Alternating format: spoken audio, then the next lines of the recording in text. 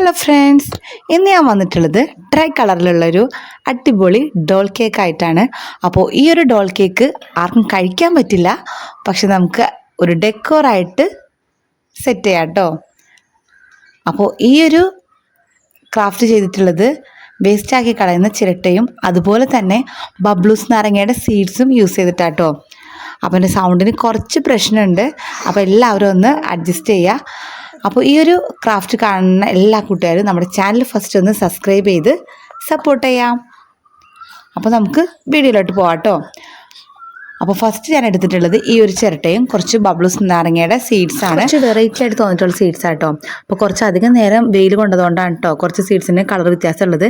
പിന്നെ ഇതിലൊരു പുളിങ്കുരു ഉണ്ട്, അതുപോലെ തന്നെ ഗ്ലൂഗൺ ഡ്രൈ ആയിട്ടുള്ള ആ ഒരു സംഭവം കൂടി ഉണ്ട് കേട്ടോ.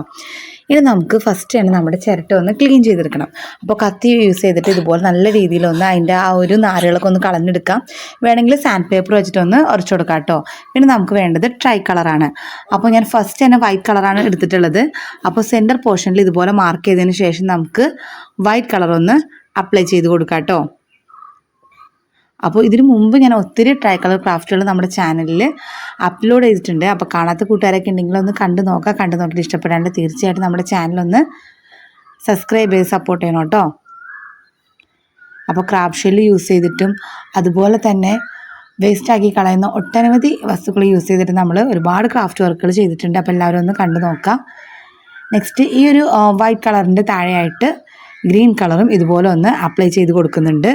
കറക്റ്റ് ഷേപ്പിൽ കട്ടായിട്ടുള്ള ഒരു ചിരട്ട തന്നെ വേണം കേട്ടോ ഈ ഒരു ക്രാഫ്റ്റിന് എടുക്കാനായിട്ട്. അപ്പോൾ ഈ ഒരു ചിരട്ടയുടെ താഴെ ഭാഗത്തും ഇതുപോലെ ഗ്രീൻ കളർ ഞാനൊന്ന് അപ്ലൈ ചെയ്ത് കൊടുക്കുന്നുണ്ട്. അപ്പോൾ വൈറ്റും ഗ്രീനും ആയിട്ടുണ്ട്. ഇനി നമുക്ക് വേണ്ടത് ഓറഞ്ച് കളറാട്ടോ. അപ്പോൾ ഓറഞ്ച് കളറും മുകൾ പോർഷനിലേക്ക് ഇതുപോലെ ഒന്ന് അപ്ലൈ ചെയ്ത് കൊടുക്കുന്നുണ്ട്. അപ്പോൾ ഇതിൻ്റെ ആ ഒരു കൂർത്ത് നിൽക്കുന്ന ആ ഒരു ഭാഗം ഉണ്ടല്ലോ, ചകിരിയുടെ ആ ഒരു ഭാഗം ഞാൻ കട്ട് ചെയ്ത് മാറ്റിയിട്ടില്ല. അപ്പോൾ അത് അതുപോലെ തന്നെ ഞാൻ കീപ്പ് ചെയ്യുന്നുണ്ട് കേട്ടോ. അപ്പോൾ നമുക്ക് ലാസ്റ്റിലാണ് അതിൻ്റെ യൂസ് വരുന്നത്. നെക്സ്റ്റ് നമുക്കിനി ഇതിൻ്റെ മുകളിലേക്ക് സീഡ്സുകൾ ഓരോന്നായി ഒട്ടിച്ചു കൊടുക്കാം കേട്ടോ. കണ്ടില്ല, അപ്പോൾ ഗ്ലൂഗണ്ണാണ് ഞാൻ ഇതിന് വേണ്ടിയിട്ട് യൂസ് ചെയ്യുന്നത്. ഗ്ലൂഗൺ യൂസ് ചെയ്തിട്ട് എല്ലാ സീഡ്സും ഒന്ന് സ്റ്റിക്ക് ചെയ്ത് കൊടുക്കാം. ഇപ്പോൾ നിങ്ങൾ ചിന്തിക്കുന്നുണ്ടാവും ഫസ്റ്റ് തന്നെ ഈ ഒരു സീഡ്സ് സ്റ്റിക്ക് ചെയ്തതിന് ശേഷം പെയിൻറ്റ് അപ്ലൈ ചെയ്താൽ മതിയല്ലോ എന്ന്. പക്ഷെ അങ്ങനെ ചെയ്യുന്ന ടൈമിൽ ഈ ഒരു ചിരട്ടയിലേക്ക് ഫുള്ളായിട്ട് നമുക്ക് പെയിൻറ്റ് എത്തണമെന്നില്ല കേട്ടോ. അപ്പോൾ ആ ഒരു വർക്കിൻ്റെ പെർഫെക്ഷൻ കുറയും. അതുകൊണ്ടാണ് ഫസ്റ്റ് ഒരു കോട്ട് പെയിൻറ്റ് അപ്ലൈ ചെയ്തതിന് ശേഷം അതിന് മുകളിലായിട്ട് സീഡ്സ് ഇതുപോലെ സ്റ്റിക്ക് ചെയ്യുന്നത് കേട്ടോ. ഇനി നമുക്ക് ഈ ഒരു സീഡ്സിന് സെയിം കളർ തന്നെ അപ്ലൈ ചെയ്ത് കൊടുക്കേണ്ടതുണ്ട് കേട്ടോ.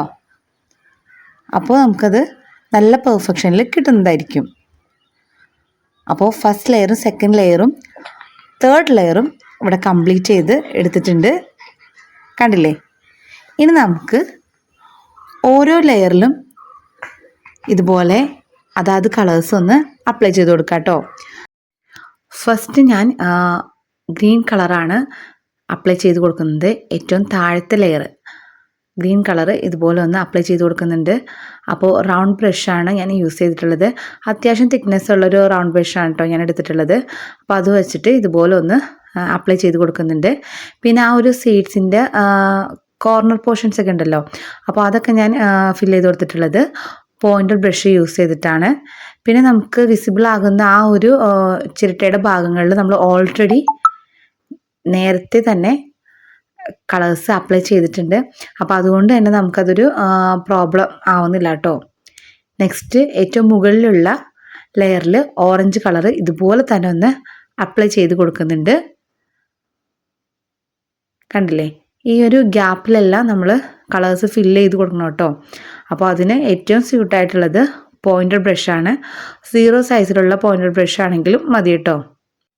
0 സൈസിന് താഴെ നമുക്ക് 00 സൈസ് 000 സൈസ് പോലെയുള്ള പോയിൻ്റർ ബ്രഷുകൾ അവൈലബിൾ ആണ്.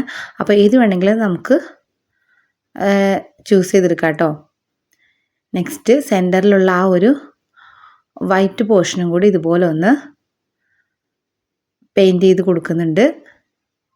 അപ്പോൾ ഗ്യാപ്പുകളൊക്കെ നല്ല രീതിയിൽ തന്നെ പോയിൻ്റർ ബ്രഷ് യൂസ് ചെയ്തിട്ട് അതായത് കളേഴ്സ് കൊടുത്തെടുക്കുക.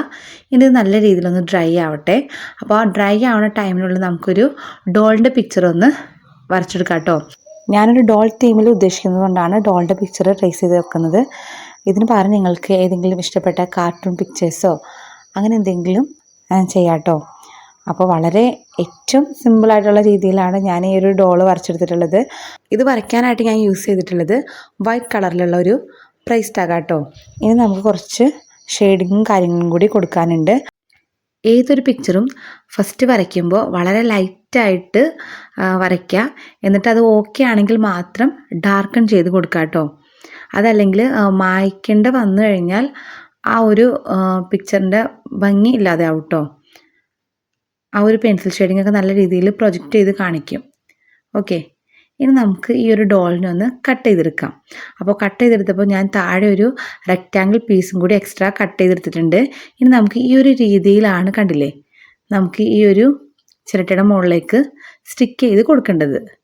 കണ്ടോ, ഇത് ഇതുപോലെ രണ്ടാക്കി ഒന്ന് ഫോൾഡ് ചെയ്തിട്ട് ഈ ഒരു ഭാഗം വീഡിയോയിൽ കാണുന്ന രീതിയിൽ ഇങ്ങനെ വെച്ചിട്ട് വേണം നമുക്ക് ഈ ഒരു ഡോളിനെ ഇതിൻ്റെ ഉള്ളിലേക്ക് ഇതുപോലെ ഒന്ന് സ്റ്റിക്ക് ചെയ്ത് കൊടുക്കാനായിട്ട്. അത് നമുക്ക് ഗ്ലൂ ഗൺ യൂസ് ചെയ്തിട്ട് സ്റ്റിക്ക് ചെയ്ത് കൊടുക്കാം കേട്ടോ. അപ്പോൾ നെക്സ്റ്റ് ഞാൻ എടുത്തിട്ടുള്ളത് ഈ ഒരു ഗ്ലിറ്റർ ഗിഫ്റ്റ് പേപ്പർ ആട്ടോ. അപ്പോൾ ഈ ഒരു ഗിഫ്റ്റ് പേപ്പർ നമുക്ക് ഈ ഒരു ഡോളിൻ്റെ ഡ്രസ്സായിട്ട് സെറ്റ് ചെയ്ത് കൊടുക്കാം കേട്ടോ. അപ്പോൾ ആ ഒരു കറക്റ്റ് ഷേപ്പിൽ നമുക്കൊന്ന് കട്ട് ചെയ്തിട്ട് ഇതുപോലെ ഫെവിക്കോൾ യൂസ് ചെയ്തിട്ട് സ്റ്റിക്ക് ചെയ്ത് കൊടുക്കാം. അപ്പോൾ നമ്മുടെ അശോക ചക്രത്തിൻ്റെ കളറിനെ റെപ്രസെൻ്റ് ചെയ്തിട്ടാണ് ഈ ഒരു കളർ ഞാൻ ഡോളിന് കൊടുക്കുന്നത് കേട്ടോ. ബാക്കി 3 കളേഴ്സ് ഓൾറെഡി നമ്മുടെ ചിരട്ടയിൽ നമ്മൾ കൊടുത്തിട്ടുണ്ട്. അപ്പോൾ ഈ ഒരു ബ്ലൂ കളർ നമുക്ക് ഈ ഒരു ഡോളിനും കൂടി കൊടുത്തു കഴിഞ്ഞാൽ നമ്മുടെ പതാകയുടെ കളർ കംപ്ലീറ്റ് ആവും. ഇനി ഈ ഒരു ഡോളിൻ്റെ ബാക്ക് സൈഡിലും നമുക്കൊന്ന് കറക്റ്റ് ചെയ്ത് ആ ഒരു കളർ കൊടുക്കാം കേട്ടോ. അപ്പോൾ അതിന് വേണ്ടിയിട്ട് ഇതുപോലെ കറക്റ്റ് ഷേപ്പിൽ സ്റ്റിക്ക് ചെയ്തിട്ട് കട്ട് ചെയ്തെടുക്കാം കേട്ടോ. അപ്പോൾ ഈ ഒരു സ്റ്റെപ്പ് ചെയ്യുന്നത് നിർബന്ധമൊന്നുമില്ല, പക്ഷെ ചെയ്ത് കഴിഞ്ഞാൽ നമ്മുടെ ഈ ഒരു ഡോളിൻ്റെ ബാക്ക് സൈഡ് നല്ല രീതിയിൽ കറക്റ്റ് നല്ല ഭംഗിയിലിരിക്കും കേട്ടോ. അപ്പോൾ അതിന് വേണ്ടിയിട്ടാണ് ഇത് ചെയ്യുന്നത്. ഇതിന് പകരം നിങ്ങൾക്ക് വേണമെങ്കിൽ ബ്ലൂ കളറോ എന്തെങ്കിലും അപ്ലൈ ചെയ്ത് കൊടുത്താലും മതി കേട്ടോ. കണ്ടില്ലേ, അപ്പോൾ 2 സൈഡിലും നമ്മൾ ബ്ലൂ കളർ അപ്ലൈ ചെയ്ത് കൊടുത്തിട്ടുണ്ട്. ഇനി നമുക്ക് ഈ ഒരു ചിരട്ടയുടെ സെൻറ്ററിലേക്ക് ഇതുപോലെ ഒന്ന് സ്റ്റിക്ക് ചെയ്ത് കൊടുക്കണം കേട്ടോ. അപ്പോൾ അതിന് മുമ്പായിട്ട് നമുക്ക് കുറച്ച് പെയിൻറ്റിങ് പരിപാടികളുണ്ട്. അപ്പോൾ അതിനായിട്ട് ഞാൻ വാട്ടർ കളറാണ് എടുത്തിട്ടുള്ളത്. അപ്പോൾ സ്കിൻ ടോൺ കിട്ടാൻ വേണ്ടിയിട്ട് ഈ ഒരു ലൈറ്റ് പീച്ച് കളറ് ഫേസിലൊന്ന് അപ്ലൈ ചെയ്ത് കൊടുക്കുന്നുണ്ട്. അപ്പോൾ വാട്ടർ കളറാണ് ഇതിന് ഏറ്റവും സ്യൂട്ടായിട്ട് വരുന്നത് കേട്ടോ. പെയിൻറ്റ് വേണമെങ്കിൽ യൂസ് ചെയ്യാം. പെയിൻറ്റൊക്കെ യൂസ് ചെയ്യുന്ന ടൈമിൽ നമുക്ക് ഒത്തിരി കളേഴ്സ് മിക്സ് ചെയ്തിട്ട് വേണം ഈ ഒരു സ്കിൻ ടോൺ കളർ ഉണ്ടാക്കിയെടുക്കാനായിട്ട്. വാട്ടർ കളർ ആകുമ്പോൾ നമുക്ക് ഓൾറെഡി ഈ ഒരു കളർ അതിൽ ഉണ്ടാവുമല്ലോ. പെട്ടെന്ന് തന്നെ നമുക്കത് അപ്ലൈ ചെയ്യാനും പറ്റും, പെട്ടെന്ന് തന്നെ ഡ്രൈ ആയി കിട്ടാനും ഹെൽപ്പ് ചെയ്യും കേട്ടോ.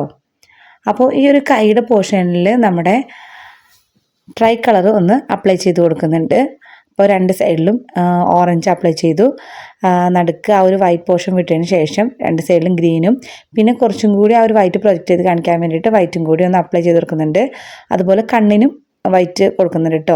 പിന്നെ ഒരു മണ്ടത്തരം പറ്റിയ സംഭവം എന്താണെന്ന് വെച്ച് കഴിഞ്ഞാൽ ഞാൻ ഈ ഒരു ബ്ലഷ് കൊടുക്കുന്നതാണ് കേട്ടോ.